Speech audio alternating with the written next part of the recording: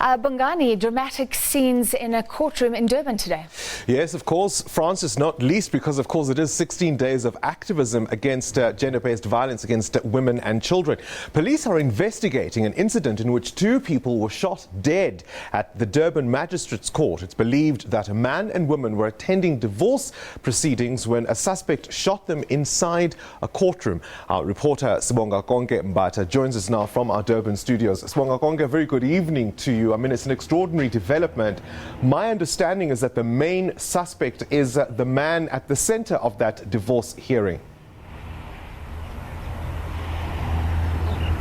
A very good evening to you, Bongani and Francis. Quite traumatic and yet very dramatic scenes witnessed this morning here at the Durban Magistrate Court. Yes, indeed, the suspect, who is alleged to have been the one who pulled the trigger, is the police officer who happened to be the husband who was here earlier this morning to finalize divorce with his wife. It is alleged, even though it happened quite quickly and very dramatically, but those who were close enough to listen did attest that it is alleged that the husband, who is the suspect, was angered by the woman coming, accompanied by a man coming to court.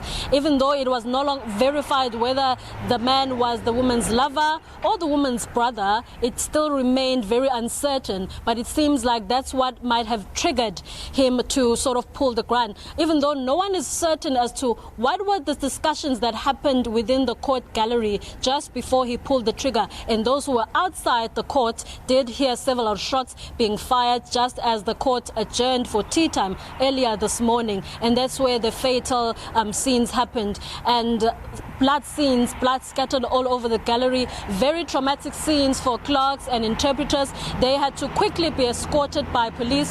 The entire court building had to be on a standstill, completely shut down, with everyone being escorted outside as the police came in numbers to try and deal with the situation, as well as finding out the root of the problem, because even right now the motive for the actual attack. Let me come in there, Sbongakonke. Let me come in there and ask, has it been established at all how it is that the man was able to get into the premises with a firearm even though he was a police officer?